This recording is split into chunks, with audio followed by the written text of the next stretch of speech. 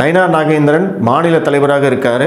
அவரை விட முன்னாள் மாநில தலைவராக இருந்த அண்ணாமலை அவர்களுக்கு ஒரு மிகப்பெரிய வரவேற்பு கிடைக்குது. பொதுக்கூட்டத்தில் பேசுகிற போது பார்த்தீங்க அப்படின்னா அண்ணாமலை அவர்களுடைய பேச்சுக்கு தான் வந்து அதிக கைதட்டல், அதிக வரவேற்பு, அதிக ஆரவாரம் இது எல்லாமே கிடைக்குது.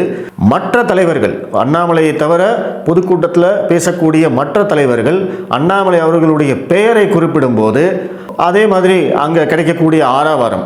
ஸோ இது எல்லாமே வந்து பார்த்தீங்க அப்படின்னா திமுக வந்து இன்னொரு நெரேட்டிவ் செட் பண்ண ஆரம்பிப்பாங்க. அது என்ன அப்படின்னு கேட்டிங்கன்னா, பார்த்தீங்களா, நயினார் நாகேந்திரனை விட வந்து அண்ணாமலைக்கு தான் வந்து அதிகமாக இது கிடைக்குது, மக்களுடைய வரவேற்பு இருக்குது. ஸோ கட்சியை வந்து அந்த மாதிரி கொண்டு போகிறாங்க.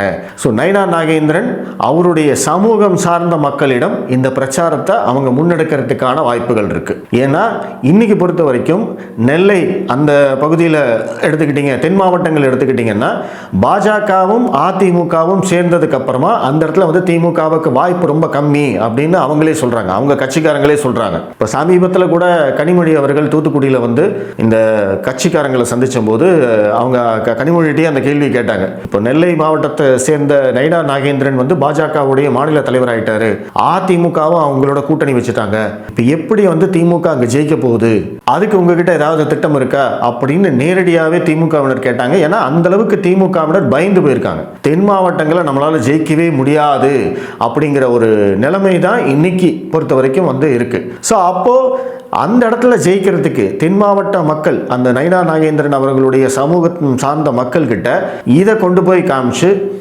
அண்ணாமலை வந்து எப்படி எந்த அளவுக்கு வந்து அவருக்கு வந்து முக்கியத்துவம் கிடைக்குது, நயினார் நாகேந்திரன் அவர்களுக்கு வந்து முக்கியத்துவம் கிடைக்கல, அவரை வந்து அவமானப்படுத்துறாங்க, அவரை வந்து இழிவுபடுத்துறாங்க, அப்படியான பிரச்சாரங்கள் தொடர்ச்சியாக முன்னெடுக்க ஆரம்பிப்பாங்க. நான் இப்போ நடக்குதுன்னு சொல்லலை, இனி வரும் காலகட்டங்களில் இந்த மாதிரியான பேச்சுகள் நடக்கும். இப்போ நீங்கள் யூடியூப் சேனல் எடுத்துக்கிட்டீங்கனாலும் சரி, டிவி விவாத நிகழ்ச்சிகள் எடுத்துக்கிட்டீங்கனாலும் சரி, இதையெல்லாம் பற்றி கொஞ்சம் கொஞ்சமாக பேச ஆரம்பிப்பாங்க, ஒரு நெரேட்டிவ் பில்ட் பண்ண ஆரம்பிப்பாங்க. ஸோ அதற்கு வந்து பாஜக வந்து தயாராக இருக்கணும். திமுகவினர் இந்த மாதிரியான செயல்களில் ஈடுபடும் போது அதற்கு சரியான பதிலடி கொடுக்கறதுக்கு பாஜகவினரும் தயாராக இருக்கணும்.